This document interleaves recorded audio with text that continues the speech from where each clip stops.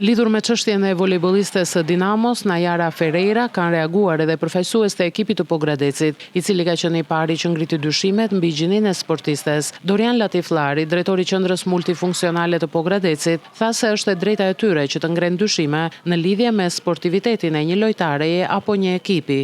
Ne dim që ne jemi antar të Federatës Shqiptare të Volejbollit dhe si çdo antar i kësaj federate, ne kemi të drejtë kërkojmë pranë kësaj federate të ngrem dyshime në lidhje me sportivitetin e një lojtare apo të një ekipi. Dhe ne kemi ngritur një çështje që është komplet sportive.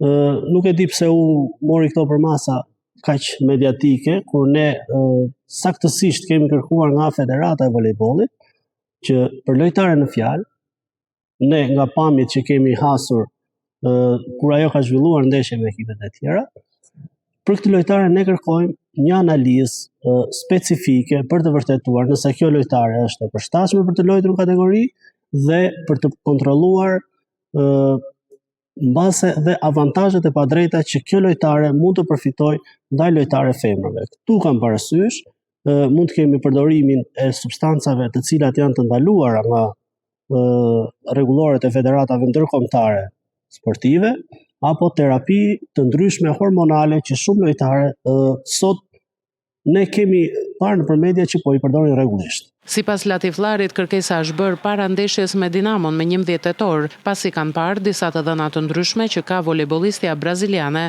në krahasim me lojtarët e tjera. Ai shtoi gjithashtu se nuk duhet të hidhet balt mbi ekipin e Pogradecit, pasi ai sot ndodhet në vendin e parë dhe këtë ka arritur me merit. Spari ne kërkesën e kemi bërë para ndeshjes që do luanim me Dinamo në datën 11 tetor.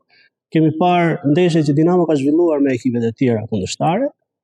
Kemi parë që ajo ka disa të dhëna të cilat mund të jenë të ndryshme nga të dhënat e lojtareve që marrin pjesë në këtë kategori. Kemi ngritur disa dyshime, të cilën është e drejta jonë të ngrejmë këto dyshime dhe thjesht presim të na i vërtetojë federata mënyra se si kjo çështje është trajtuar dhe balta që mendon të hidhet mbi ekipin e Pogradecit për shkak se Pogradeci sot është në vendin e parë dhe dua të theksoj se në ndeshje me Dinamo ka qenë me ekip të plot, ku ka marrë pjesë edhe lojtarë në fjalë, Pogradeci ka fituar me rezultatin 3-2 dhe fal mbështetjes së madhe të jashtëzakonshme të qytetarëve pogradecare.